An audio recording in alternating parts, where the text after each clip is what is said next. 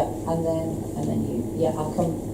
We'll Glenn Peterson from ITUC and Green Jobs Alliance. This isn't a question as much as a quick comment, and that's really to just look at, this is the number one challenge that we face and the world faces. Then we've got to make sure that next year this comes back bigger and stronger. So it's great that TSSA put that out there. We've got to really learn the lessons of it, and in the next 3 months, I think, look at how we're actually going to formulate motions so that we've got a better chance of actually, when it comes again through developing union policy, we stand a better chance of getting it through. Because, UCU, we've probably passed more motions on climate change than any other trade union for this year alone. But the fact that we didn't have one specifically on stop airport expansion was used as a reason for not voting for this and actually abstaining on it. And of course, I'm really pissed off about that, to be quite honest, but there we are, we've got to face that. So we've got to look at UCU about making sure that in the next 3 months, while we're putting our motions together for our conference in May, June, that we've actually got something there that deals with airport expansion, also explicitly says, which was the other main point of issue with that motion, about a rapid transition away from fossil fuels, because that's crucial. We need to make sure that we've got the policy positions in place and work with the other unions in order to do that and ensure that we get it through next time. Great, thank you. And then Tony, just quickly, after Tony Kent's communication workers union, after second in the motion, I think part of the problem on the Florida conference is actually it's not a debate. It's a series of set piece speeches joined together in a time slot. And so you don't get the opportunity to have the type of debate you're having here, the type of debate that Mark's doing with some of the technical issues. But immediately after that debate finished, I spoke to Manuel, I spoke to Chris Boff, and I was approached by one of the teaching unions, actually. I'm not going to name them, I don't know where their position is going to go. The teaching union said to me, actually, they were mandated by their executive to oppose the motion, and it was only after listening to the debate that they quickly, on the floor of the conference, changed their mandate, which I've been going to ITUC for nearly 20 years, and that almost never happened on the floor of the conference. So there is the opportunity to change the minds of people on this particular. But the other point we were making with Manuel and Chris, spoke to Fliss and a couple of others, is exactly that point about how we open up this debate and open up the dialogue and make sure the motion is right. But the other point I want to pick up very briefly, Carter's point, is what are we doing for this time next year? Yes, it's going to be really good to get a very powerful motion through TUC next year, but that's there's a problem with that. That becomes all encompassing, and that's the goal. Get a motion to the TUC, stand back, everything will be all right. That's not going to happen, right? That's not going to happen. So what is needed is a dialogue, and it might just seem a bit cheeky for me to say this. I was involved in a campaign against climate change some years ago at the beginning. I had some small input into the original thing, but I've been absent since then. It's actually the vehicle for having this debate amongst trade unions is the campaign against climate change trade union group, for people to come along and affiliate, expand and bring their knowledge and have that. And just one final point, this thing about just transition. It might be time to look for an alternative, a set of words, because it's almost like austerity and anti-austerity has almost lost its meaning now among certain sections of the working class because it's happened to them, right? And so we're just saying just transition, and people don't know what that means. And we've got to be saying to people, it's about saving the planet and saving your jobs. It is a slogan. Right, okay. So I've got 3 people that have indicated, so you're all going to have to be very quick. I'm really sorry, I don't think we are. I was just a comment really. Yeah, very Working quick. in the health, we go through transformation all the time, and you hear that word and you think, oh my goodness. I think the idea of transition is the same. You just need to change the wording. Yeah. Okay, great. Very helpful. So, starting with Ken at the back, and then at the front, and then that's it, and we'll take our speakers. So yourself, and then yourself. Ken, you're going to. Yeah, I'm Ken Montague. I'm the secretary of the Campaign Against Climate Change Trade Union Group. I want to start just with a couple of greetings, actually. First of all, from Caroline Lucas. We did advertise that she may be speaking to this meeting, subject to confirmation. Unfortunately, she does have something else on this evening. She does send greetings and apologies. And also, out of the blue, we received a message from John McDonnell saying he would love to have been at this meeting, but he's also something else. Is he speaking at the PCS? The Jeremy meeting down the road, which is where there's a bit of a clash. So we do have those greetings. I'd like to thank all the speakers for coming on tonight, and particularly for, I think two things have happened. Really, you're giving us a positive vision here. It's exactly as Manuel said, we have to create a positive vision. But also, there seems to be a consensus about what the next step should be, that we need to work together to really get a trade union interpretation of a just transition, and we need to involve all unions in that. Now, Frederick says, does campaign against climate change, can campaign against climate change kind of do this? And Tony says, yeah, campaign against climate change can do this. And strangely enough, I want to disagree with them. Because I think if this has got to work, it's first and foremost got to come from the trade unions themselves, including some of those unions who opposed the motion yesterday. And incidentally, absolutely brilliant TSSA and Liz and Manuel for moving that historic motion. However, as the trade union group campaign against climate change, we can help in it, we can facilitate it, we can encourage it along, and I really hope that over the next few months we can talk to a number of trade union people, including Mark, about a number of unions actually leading an interim conference on a just transition. Suzanne's looking anxious because I'm speaking too long, but I do want to say two things about the progress of the 1 Million Climate Jobs campaign. At the International ITUC conference in September, we launched the global climate jobs campaign, and people should know that as well as the enormous strides that have been made within Britain since the campaign was launched in 2009, we now have 6 developed climate jobs campaigns around the world, biggest in Canada and South Africa. We have 3 on the way to developing. We have a pilot in New York State. So this is going global, and that's tremendously important. However, if we're to make further progress, we need people involved in this country as champions in their own union. We built this in through champions in individual unions. So, first of all, there is a model motion on your chair to get your union branch, Trades Council, National Union to affiliate to the campaign against climate change, send people along to our trade union group meeting, and there is a sign-up sheet for you to fill in at the end, so we can really start to build this movement. Okay, great. So very quickly, yeah, and then Pete, you very quickly. So we take you first. Yes, just an observation. Sean, is it? I was a bit concerned, very concerned, to hear you say about the renewable energy industry sector seems to be, from your research, exploitative, repressive. Did I catch that right? Yes. And if that's the case, then that really cuts across the kind of theme and objective. I'd be very interested to hear more about sources and information related to that. Okay, thank you for being quick. Okay, I just want to put in a quick plug for a conference in Birmingham on the 26th of November, which is the commemoration of the Lucas Plan. And the original Lucas plans, I'm sure many of you know, involved workers attempting to use their skills not to make weapons technology, but now it's being broadened out, and it's an idea of discussing how workers might use their skills to make, instead of making climate damaging technologies, to make climate friendly technologies and eco friendly equipment and so forth. That's on the 26th of November in Birmingham. I'm afraid I don't know the exact venue. It's organised mainly by an organisation called Breaking the Frame. So if you go to Breaking the Frame, you'll probably find out full details. Okay, thanks again for being quick. So I think we'll kind of just about manage to finish around the right time. Can I just kind of display some disunity from the chair? I don't entirely agree with Ken. I think Tony's proposal is quite a helpful proposal. One of the things we were able to do in the campaign against climate change is actually create a space where trade unions can begin to discuss, maybe away from some of the structures of their unions, and give a little bit more freedom for the kind of discussion, like the kind of discussion that we've been having here. And then that gave an opportunity for people to think about how they take it back into the more formal structures of the trade union movement. So I would quite like to think about Tony's proposal and indeed Philip's proposal in terms of the work that we can do. So I think the work we have done has helped give a foil almost, a shape, an opportunity for the trade union movement to think about some of the things, and it's not been simply just camping outside of industries and saying your jobs need to go, mate. We come from a trade union background, but we're also environmentalists, so hopefully we've got a little bit more handle on it, and I think we've been able to do some really, I think personally, really important work.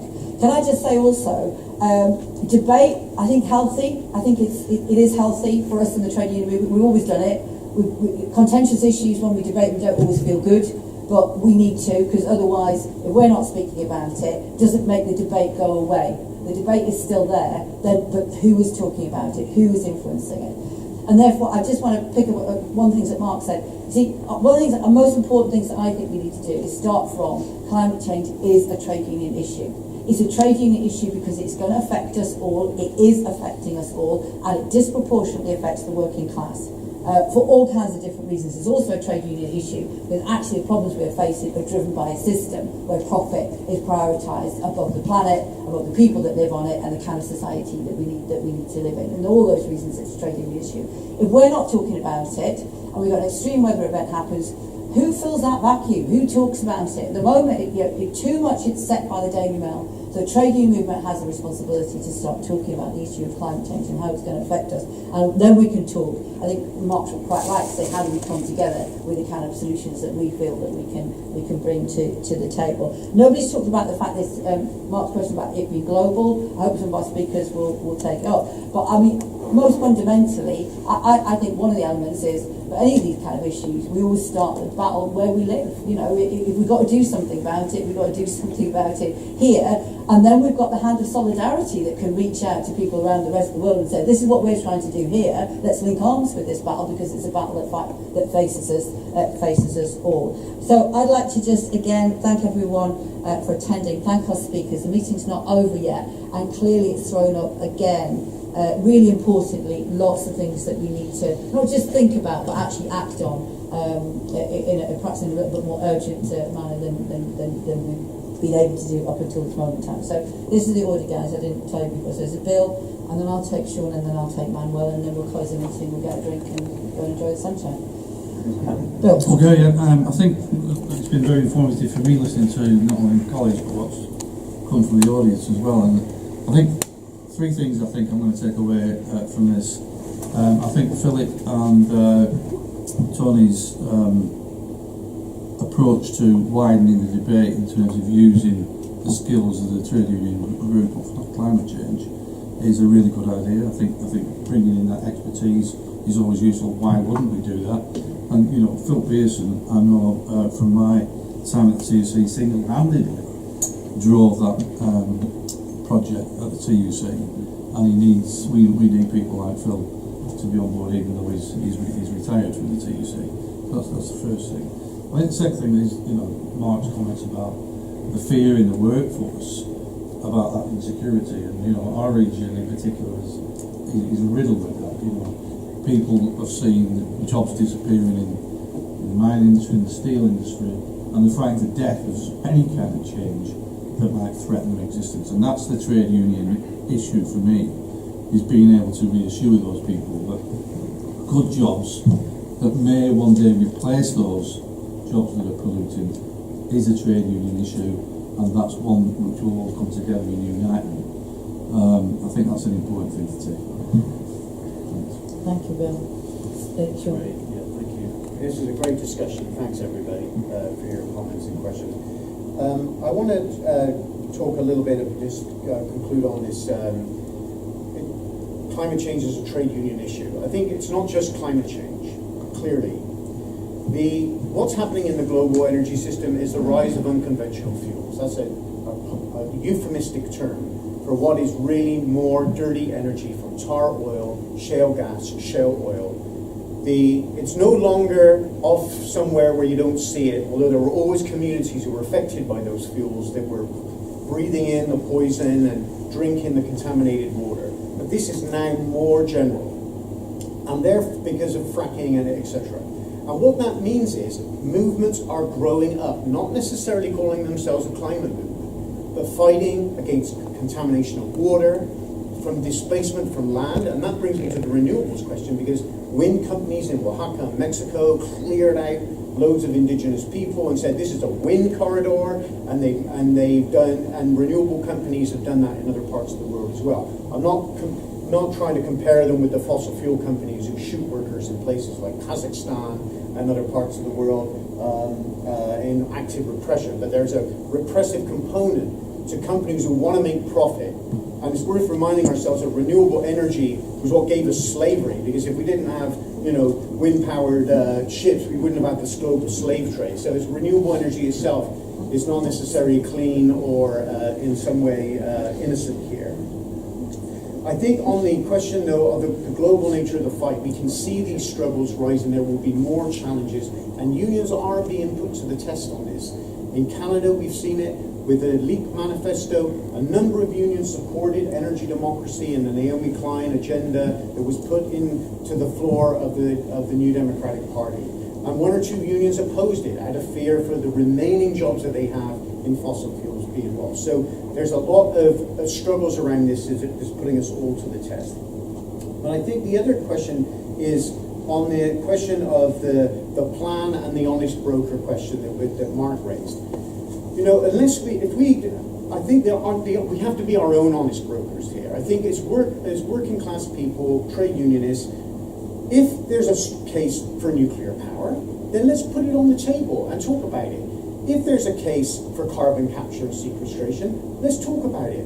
Let's not sort of reject anything in advance until we've had a really thorough, facts-based discussion independent of the corporate interests that are promoting those things. Because 100% decarbonisation is not going to be easy. With the best planning and the best technologies available and the best creativity and ingenuity, we are still going to have to make some difficult choices about energy. And I think that is a fundamental reality we have to grasp as a movement. And I'll just illustrate this if I have another minute or so. In Germany, the emissions have gone up, and yet renewable penetration in Germany is higher than pretty much any other country in Europe, with a possible exception of Denmark and Iceland. Why is that? It's because they chose to phase out nuclear power, and they kept lignite going. Now, if we consider that climate is more of a serious threat than a nuclear accident, then we might want to try and think about how do we plan a phase out of over time with transition and protection principles in place. I'm not saying we protect nuclear power, there's anything particularly good about nuclear power, but we have to make tough choices. In New York State, the environmentalists want to close down the nuclear facilities. That's 20% of power generation in the state. And they will then import shale gas from Pennsylvania, of which there is a surplus. Now, what's that going to do from an emissions and climate perspective? It's not, again, are you pro or anti-nuclear? That is not the question. We need a comprehensive, rigorous plan and a clear view on how to go forward. So my last point will be this. I think the Corbyn moment is important here. And I would encourage, and I think some unions have, many unions have gotten behind Jeremy very forcefully, but his agenda for energy transition and greening of Britain, many parts of it are worthy of pretty much, basically unconditional support. There's some parts of it, though, I think it's got quite, in my view, a little bit naive and a little bit kind of vague. And this is where the unions could really come in and say, let's sit down. You proposed when you were running for leader of the Labour Party to convene an energy commission. It's been over a year now. Let's get that energy commission going. We'll bring in all the energy and non-energy unions as well as the environmental movement. Let's develop a plan for energy transition.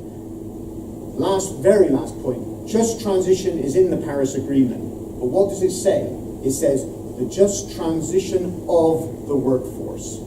Of the workforce. Workers have been objectified is something they're going to do to us, and they're going to do it in a way that we're not going to be consulted, and that, I think, is part of the problem. We've been put in a preface, and now we've been objectified. If we want to work with this term, we work with just transition on our terms, not on the terms of the companies who influence that process. If we're looking for a better term, I'm up for it, and I'd be happy to be part of that discussion. Thanks for having me here. Thanks for enjoying it.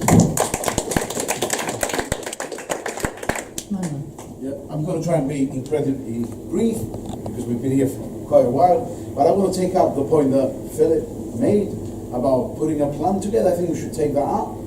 You know, when we put the 1 million climate job pamphlet together, the initiative was started by the Campaign for Climate Change, but it brought a lot of people together, lots of people together, and I think we should have a similar initiative of how we put the economics and the economic case of how we get that just transition. Because in my view, I think that next year we should be coming back to this conference, not with a motion about climate change, but a motion of justice around how are we going to get people to work in proper jobs, in well-paid jobs, without threats to their livelihoods, but ensuring at the same time that we bring emissions down. So I think maybe Tony talked about not calling it a just transition, I don't know what we can call it, but just changing the language. Because I think when we do that, the one thing I heard in that hall, and it was real, it was fear.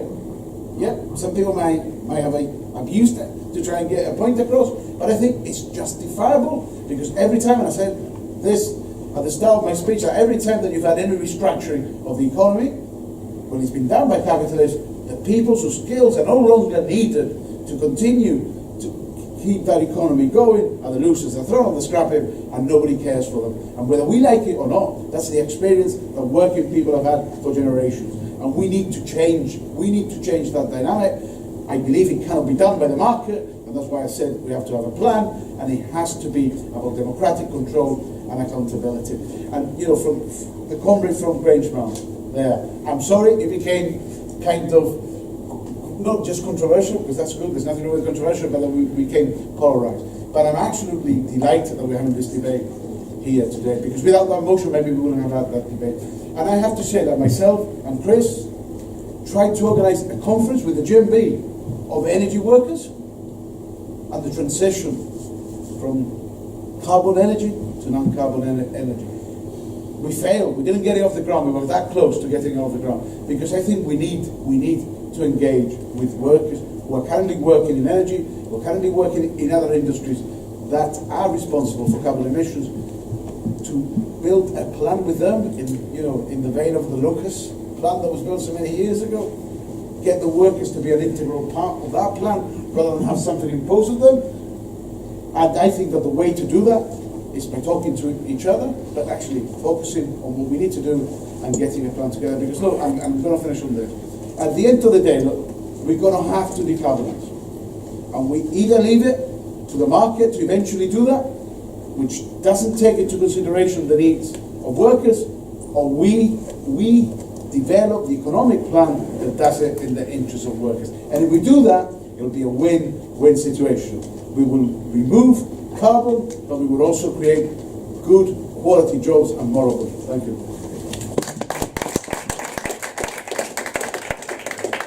Thanks everybody. We're slightly over time, but hopefully people got something out of it. Thanks everybody. Thank you very much.